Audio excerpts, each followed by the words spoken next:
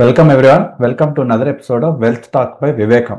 ముందుగా జూన్ 6న మనం ఈ వీడియో తీస్తున్నాం కాబట్టి లేటెస్ట్ అప్డేట్ ఏంటి అంటే ఆర్బీఐ మానిటరీ పాలసీ కమిటీ ఏదైతే మీట్ అయి ఉన్నారో అంటే వెరీ వెరీ గుడ్ సర్ప్రైజ్ అని చెప్పాలి.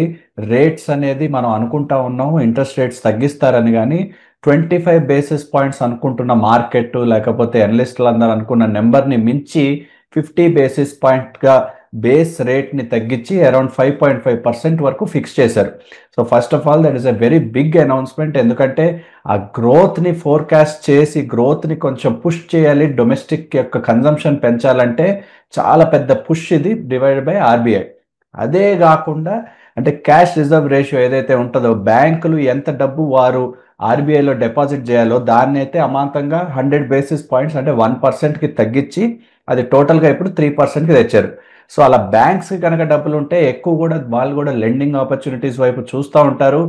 లోన్లు, బ్యాంక్ లోన్లు, ఆటో లోన్లు, హోమ్ లోన్లు కూడా తగ్గే అవకాశాలు అండ్ ఓవరాల్ క్లైమేట్ కూడా గ్రోత్ ఫోకస్డ్. ఎందుకంటే ఇన్ఫ్లేషన్ అనేది తగిన లిమిట్స్లోనే ఉంటుంది అండ్ ఉండబోతుందని కూడా ఫోర్కాస్ట్ చేస్తున్నారు మన ఆర్బీఐ గవర్నర్.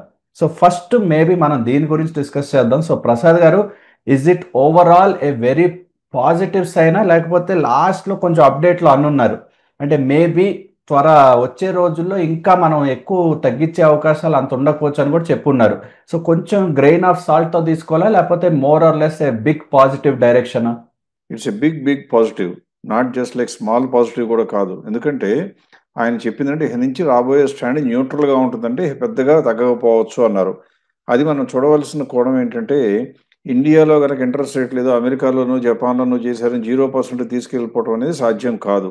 బికాజ్ మన కంట్రీలో సోషల్ వెల్ఫేర్ ఉండదు, disparity between rich and poor కూడా ఎక్కువ ఉంటుంది. కాబట్టి ఖచ్చితంగా గ్యారంటీగా కూడా ఎట్టి పరిస్థితుల్లో కూడా సేవ్ చేసుకునే వాళ్ళకి ఇన్సెంటివ్ ఇవ్వాలి. కాబట్టి కొద్దిగా ఉంటుంది.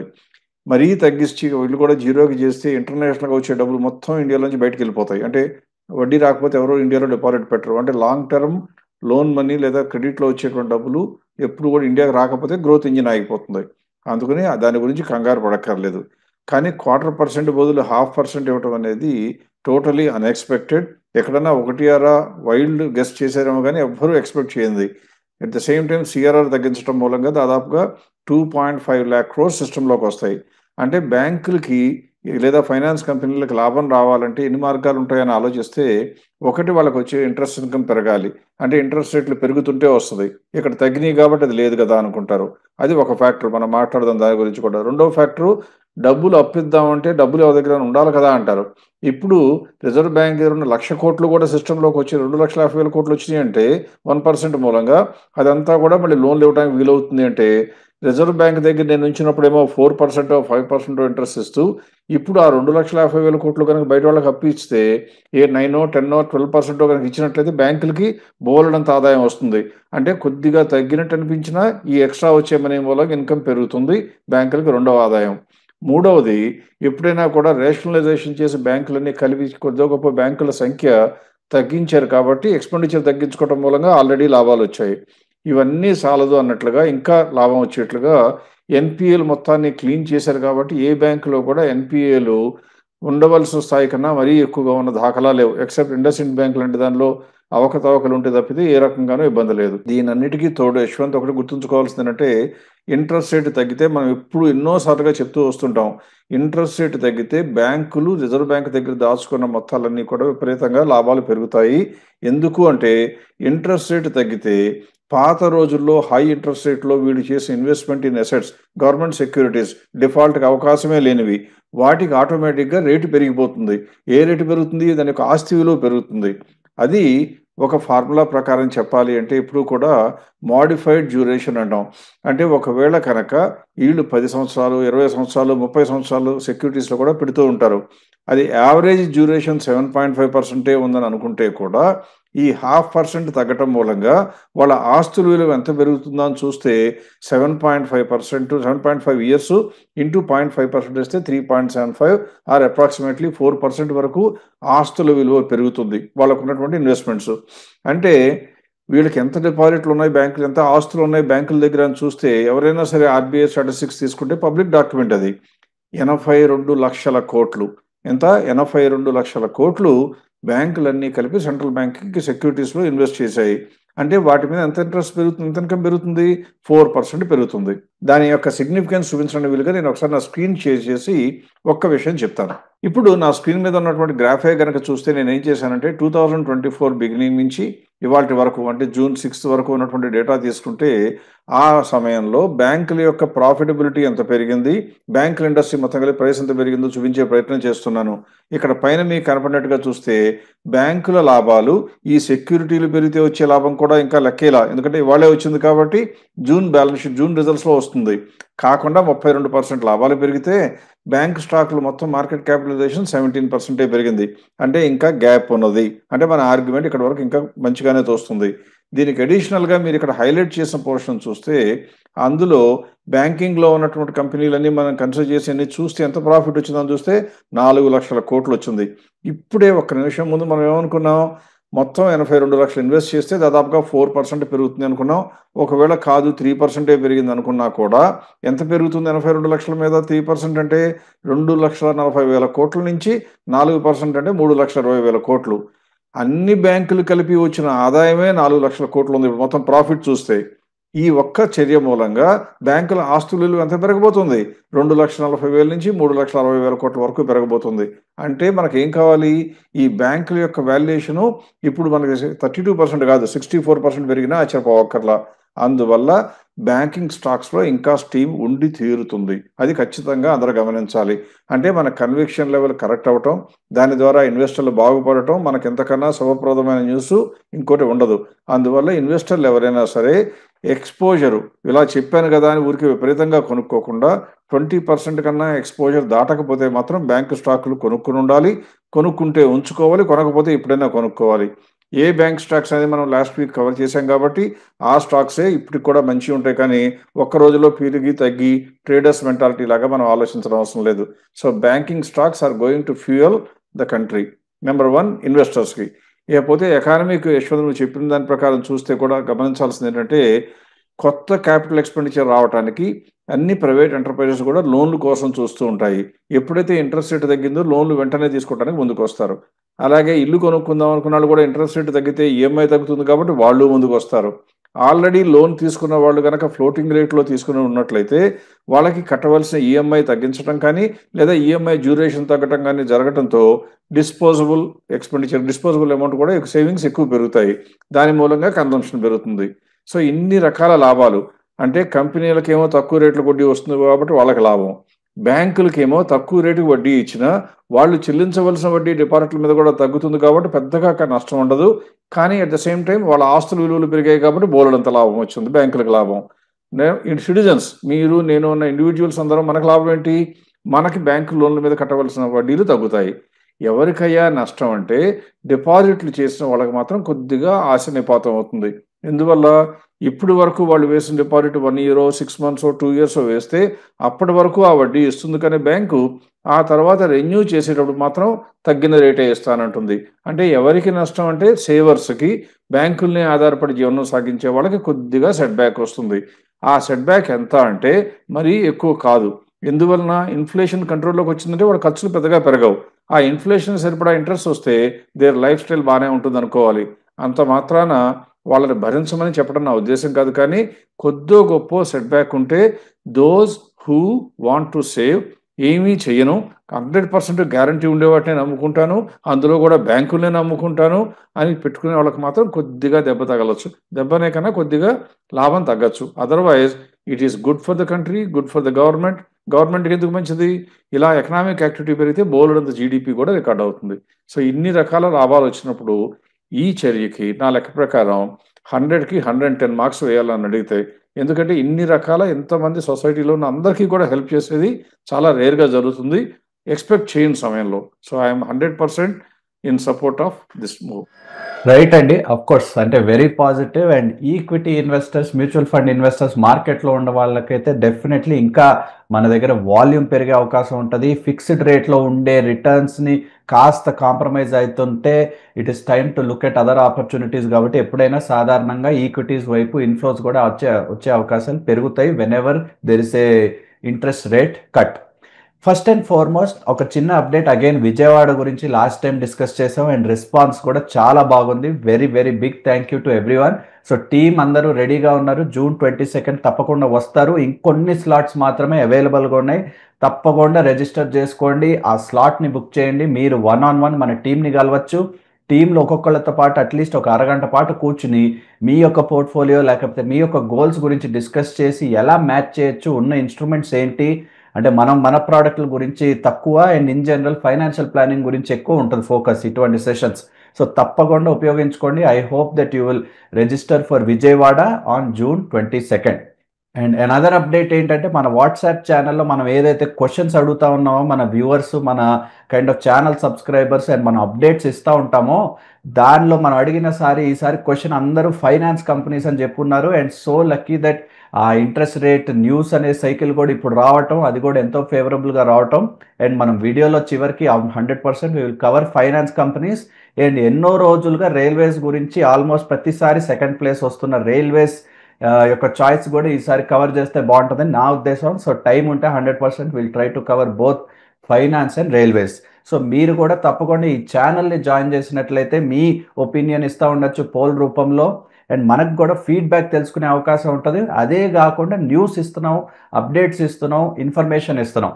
ఆ ఇన్ఫర్మేషన్ అనేది కూడా మోర్ సో అంటే రియల్ టైం బేసిస్, అంటే మనం వారానికి ఒకసారో లేకపోతే వారానికి 2 సార్లు ఒక వీడియో చేసి మన ఒపీనియన్ షేర్ చేసుకునే టైం అవసరం లేకుండా వివేకం ఇంకొంచెం యాక్టివ్గా ఎంగేజ్ చేసే అవకాశం ఈ వాట్సాప్ ఛానల్ ఇస్తుంది. So make sure to subscribe. ఆ లింక్ కూడా మన డిస్క్రిప్షన్లో తప్పకుండా we will make it available. ఇన్ని రోజులుగా మనం మన ఈ క్యాష్ సర్వీస్ ఏంటి, ఈ క్యాష్ కనుక షేర్ చేసినా లేకపోతే హోల్డింగ్స్ షేర్ చేసినట్లయితే ఇండిపెండెంట్గా క్వాలిఫైడ్ రిపోర్ట్ ఏవి ఉన్నాయి స్టాక్స్, వాటిలో ఏవి బాగున్నాయి, ఏవి బాగాలేవు, ఎందుకు బాగున్నాయి, ఎందుకు బాగాలేవు అని ఒక హోలిస్టిక్ రిపోర్ట్ లాగా ఇవ్వబడింది. చాలామంది more than 5,000 people have already use this report.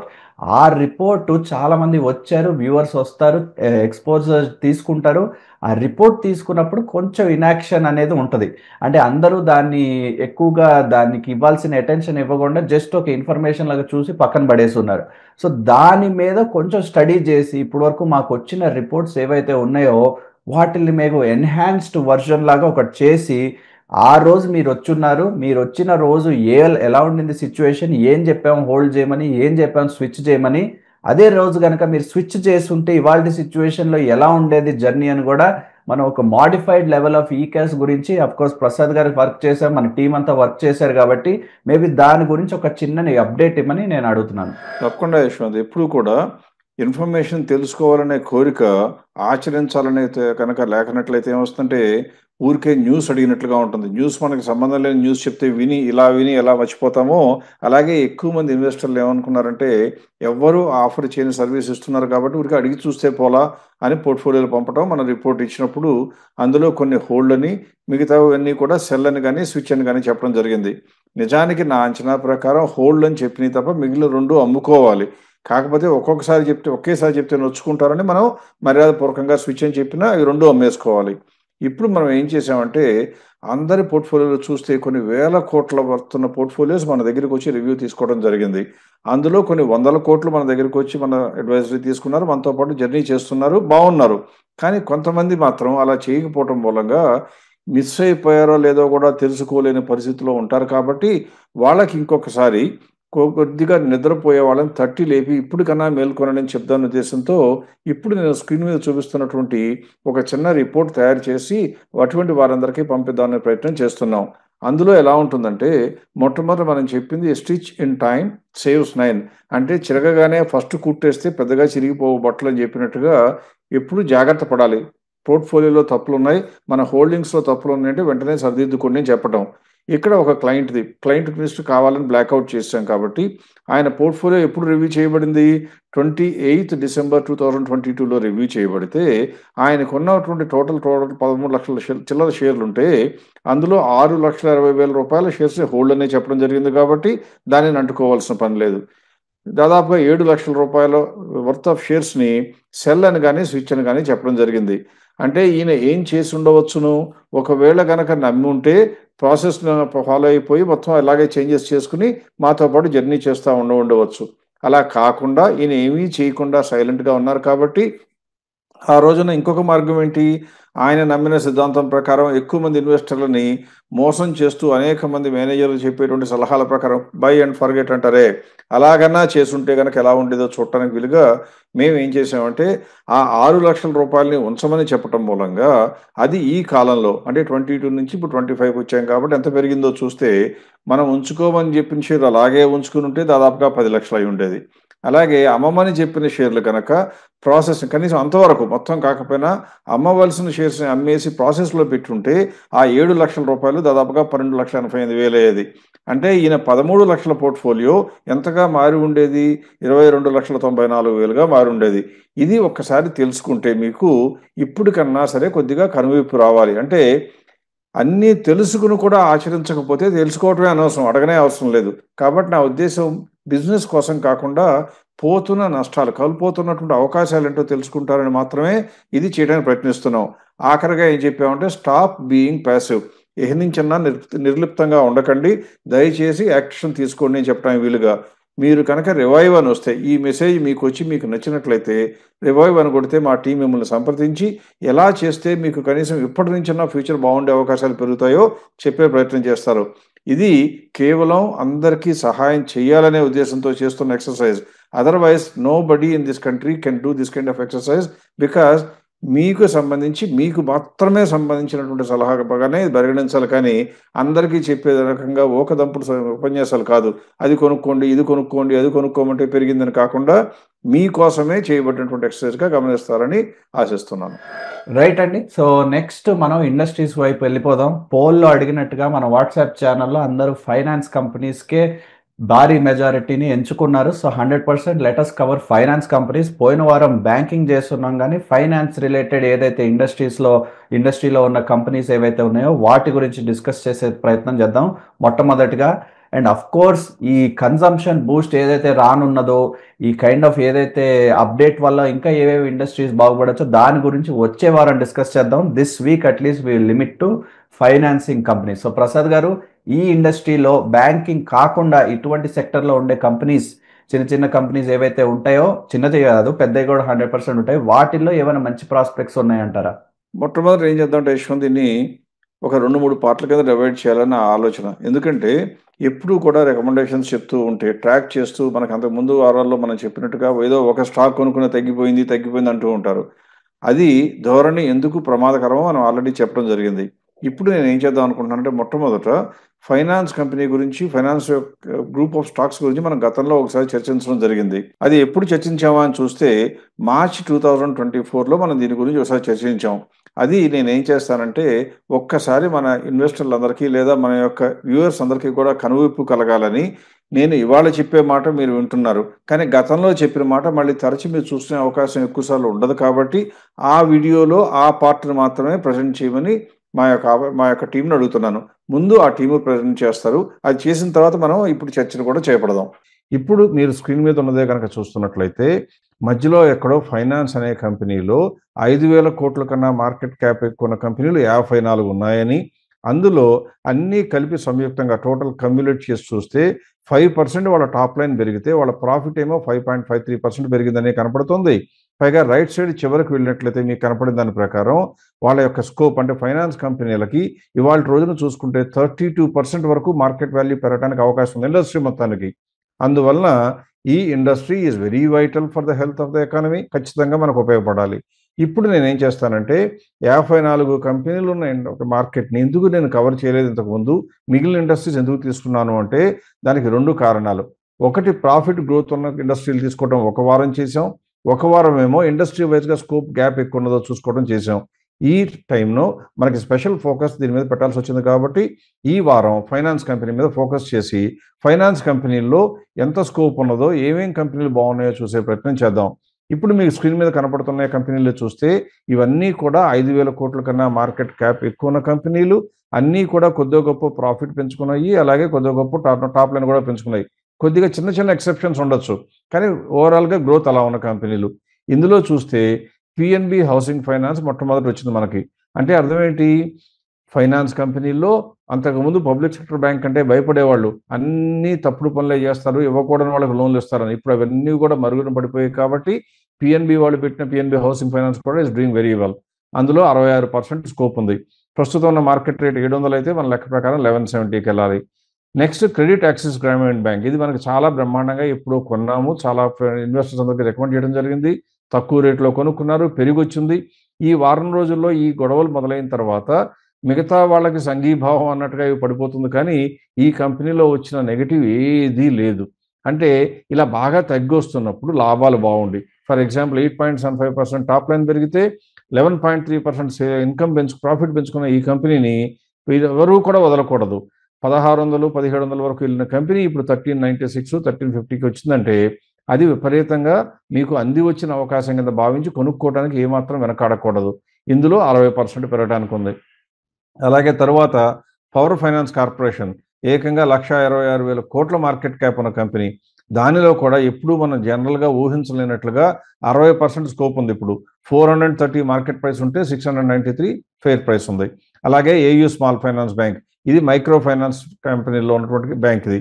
ఇందులో కూడా ఈ ఫైనాన్షియల్ సర్వీసెస్కి వచ్చిన 2, 3 ఇన్స్టిట్యూషన్స్ తప్పు పనులు చేయటం మూలంగా వాళ్ళకి శిక్ష పడినంత మాత్రాన ఈ కంపెనీకి వచ్చే బిజినెస్ మోడల్ ఏమీ కాదు.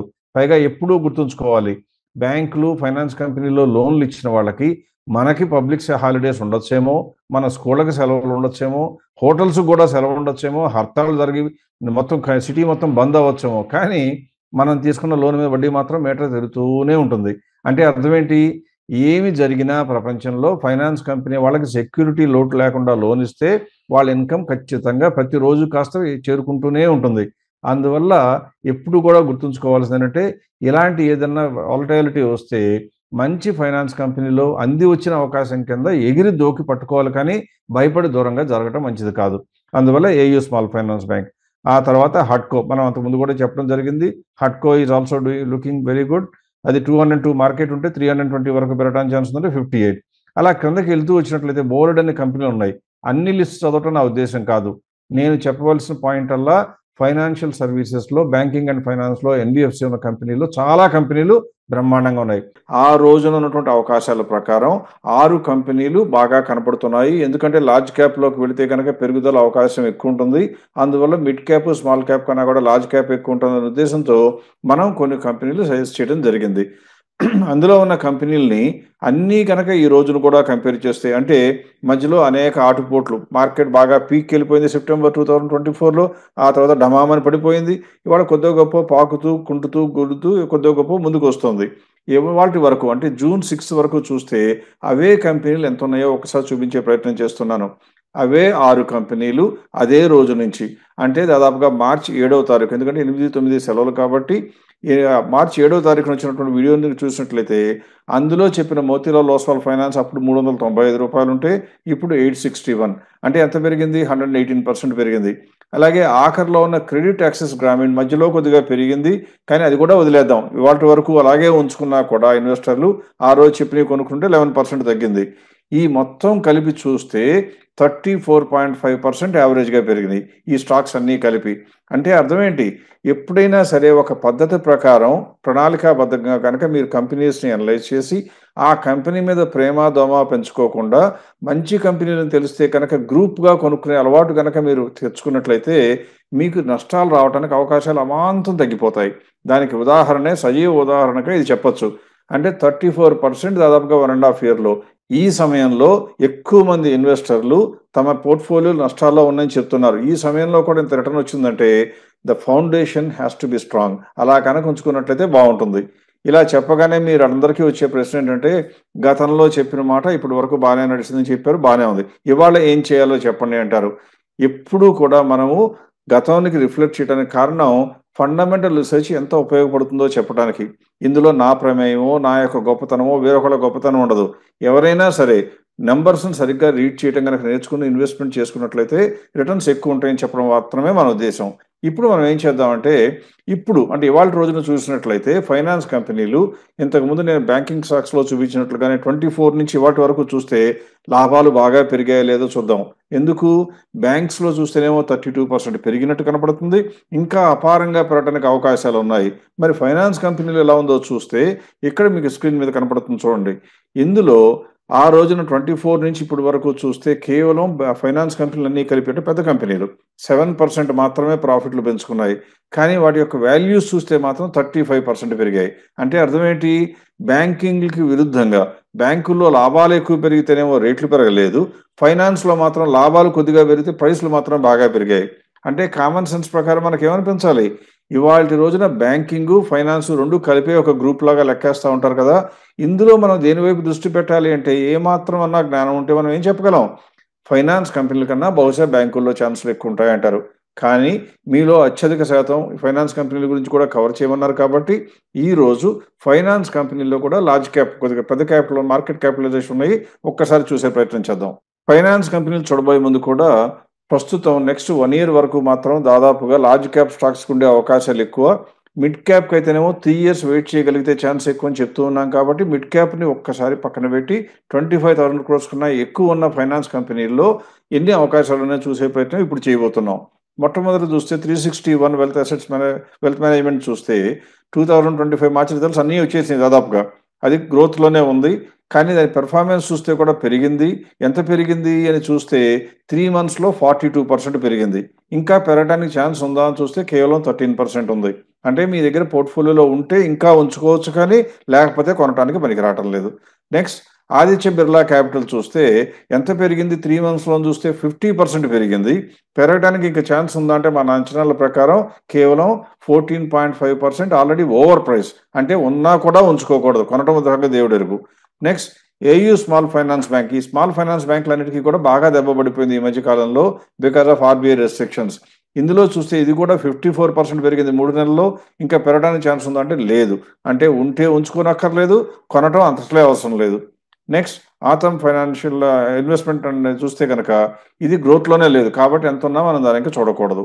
Next Bajaj finance. బజాజ్ ట్విన్స్‌లో బ్రహ్మాండమైన కంపెనీలు 2 కూడా. ఇది ఇవాళ న్యూస్ రాగానే విపరీతంగా పెరిగింది. ఎంత పెరిగింది అయినా కూడా ఇవాళంతా పెరిగితే కూడా కేవలం 18% పెరిగింది. అంటే 28% ఉంది. ఒకవేళ పెద్ద కంపెనీలు క్యాపిటల్ ప్రొటెక్షన్‌కి బాగా మీరు ప్రిఫరెన్స్ ఇస్తుంటే ఇది ఇప్పటికైనా కొనుక్కోవచ్చు. బికాస్ 30% దగ్గరలో ఉంది. నెక్స్ట్ బజాజ్ ఫిన్సర్వ్. అది చూస్తే కూడా 19% పెరిగింది. ఇంకా 36% ఉంది. ఇది ఏమాత్రం కంగారు పడకుండా కొనుక్కోదగిన కంపెనీ. Next Bajaj holdings. ఇది ఇన్వెస్ట్‌మెంట్ కంపెనీ. యూజువల్‌గా అవాయిడ్ చేయడం మంచిది. కాబట్టి బజాజ్ హౌసింగ్ ఫైనాన్స్ కొత్తగా వచ్చిన కంపెనీ. ఇందులో 12% స్కోప్ ఉంది కాబట్టి ఇది కూడా మనం కొనుక్కోవడం అనవసరం. Next BSc. ఇది ఫైనాన్స్ కాదు. కానీ సెక్యూరిటీస్ కంపెనీలో ఉన్న స్టాక్ ఎక్స్‌చేంజ్‌లో చూస్తే ఇందులో ఆల్రెడీ మొత్తం పెరిగిపోయి ఇంకా పెరగడానికి నా లెక్క ప్రకారం 3.5% ఛాన్స్ ఉంది. సో మనం దీని నుంచి స్టాక్స్ మనకు అందులో ఉన్నా ఇప్పుడు కన్నా ప్రాఫిట్ బుక్ చేసుకోవడం మంచిదని నా ఉద్దేశం. నెక్స్ట్ అలాగే సిడిఎస్ఎల్. బీఎస్‌సితో అనుబంధ సంస్థ. ఇదైతే ఆల్రెడీ ఓవర్ ప్రైస్ 6% కన్నా ఎక్కువ ఓవర్ ప్రైస్ ఉంది. ఇది కూడా ప్రాఫిట్ బుక్ చేసుకుని మారవలసిన సమయం. నెక్స్ట్ చోళమండలం ఫైనాన్స్ చూస్తే 31% స్కోప్ ఉంది. గ్రోత్‌లో ఉంది. కొనుక్కోవచ్చు. తర్వాత హెచ్‌డిఎఫ్‌సి స్టాండర్డ్ లైఫ్ ఇన్సూరెన్స్. ఇవన్నీ ఫైనాన్స్ కేటగిరీలోకే వచ్చి పడుతున్న ఇన్సూరెన్స్ అయినా కూడా అది ఫుల్లీ ప్రైస్డ్ కాబట్టి కొనక్కర్లేదు. Next housing and urban development corporation హడ్కో చూస్తే 20% ఉంది. ఉంటే ఉంచుకోవాలి లేకపోతే కొనవసరం లేదు. నెక్స్ట్ ఐసిఐసిఐ ఇన్సూరెన్స్ చూస్తే అది కూడా ఫుల్లీ ప్రైస్డ్. ఉన్నా కూడా అమ్మేసుకోవాలి. జియో ఫైనాన్షియల్ కూడా ఓవర్ ప్రైస్ కాబట్టి ఇది కూడా అమ్మేసుకోవాలి. తర్వాత జేఎస్‌డబ్ల్యూ హోల్డింగ్స్. హోల్డింగ్ కంపెనీస్ జోలికి మనం వెళ్ళకుండా ఉంటే మంచిది. అది వదిలిపెడదాం. ఇక ఆ తర్వాత చూస్తే ఎల్&టీ ఫైనాన్స్. అది కేవలం 33.3% ఉంది. వాళ్ళ పెరిగిన తర్వాత కూడా. అంటే 39% ఆల్రెడీ పెరిగింది. ఇంకా పెరగడానికి కూడా ఉంది కాబట్టి ఇంకా ధైర్యం ఉంటే కొనుక్కోవచ్చు. గ్యారంటీగా మంచి కంపెనీ. ఎల్ఐసి హౌసింగ్ ఫైనాన్స్ చూస్తే దాదాపుగా 50% పెరగడానికి ఛాన్స్ ఉంది. ఆల్రెడీ 23% పెరిగిన తర్వాత కూడా. అయినా కూడా మంచి company. Next Mahindra and Mahindra financial over price కాబట్టి దాన్ని దూరంగా ఉండటం క్షేమకరం. Next Motilal Oswal financial. ఇప్పుడే మనం మాట్లాడాం. లాస్ట్ ఇయర్ నుంచి ఇప్పుడు చూస్తే 120% పెరిగింది. అందువల్ల ఇది కొనటానికి అర్హత లేని కంపెనీ. ఎందుకు? 26% ఓవర్ ప్రైస్‌గా ఉంది కాబట్టి. తర్వాత ముతూట్ ఫైనాన్స్ చూస్తే 22%. మీ దగ్గర ఉంటే ఉంచుకోవాలి కానీ లేకపోతే కొనక్కర్లేదు. నెక్స్ట్ ఇంకొక ఫైనాన్స్ కంపెనీ పిఎన్బి ఫైనాన్స్ మనం ఆల్రెడీ కవర్ చేసిన కంపెనీ ఈరోజు. అది ఇంకా 24% ఉంది. ఉంటే ఉంచుకోండి కానీ లేకపోతే కొనవసరం లేదు. పూనావాలా ఫిన్కాప్. చాలా మందికి ఇంట్రెస్ట్ ఉంటుంది ఈ కంపెనీలో. కానీ unfortunately that is fully price over price కాబట్టి ఉన్నా కూడా వదిలించుకోవాల్సిన సమయం. నెక్స్ట్ పవర్ ఫైనాన్స్ కార్పొరేషన్లో 38% ఉంది. కొనుక్కోవచ్చు. అలాగే రూరల్ ఎలక్ట్రిఫికేషన్ కంపెనీ చూస్తే ఆర్ఈసీ చూస్తే 32% ఉంది. అది కూడా కొనుక్కోవచ్చు. ఎస్బీఐ కార్డ్స్ చూస్తేనేమో ఓవర్ ప్రైస్ కొనకూడదు. ఎస్బీఐ లైఫ్ ఇన్సూరెన్స్ చూస్తే కూడా ఓవర్ ప్రైస్ కొనకూడదు, ఉంచుకోకూడదు. శ్రీరామ్ ఫైనాన్స్ చూస్తే 35% స్కోప్ ఉంది కాబట్టి అది కూడా ఉంచుకోవచ్చు. ఈ రోజు పెరిగినా కూడా ఉంచుకోగలిగిన కంపెనీ. ఆ తర్వాత సుందరం ఫైనాన్స్ చూస్తే 35%, అది కూడా కొనుక్కోవచ్చు, ఉంచుకోవచ్చు. ఆఖరిగా టాటా ఇన్వెస్ట్మెంట్ కార్పొరేషన్. ఇన్వెస్ట్మెంట్ కంపెనీలు, హోల్డింగ్స్ కంపెనీలకి మనం ఎంత దూరంగా ఉంటే అంత క్షేమం. అది పెద్ద పెద్ద ఇన్వెస్టర్లు కొనుక్కోవచ్చేమో కానీ రీటైల్ ఇన్వెస్టర్స్కి ఈ హోల్డింగ్ కంపెనీలు లాంటివి దూరంగా ఉండటం మంచిదన్నమాట. సో ఇది స్థూలంగా ఫైనాన్స్ కంపెనీల గురించి మనం చర్చించవలసిన అంశం.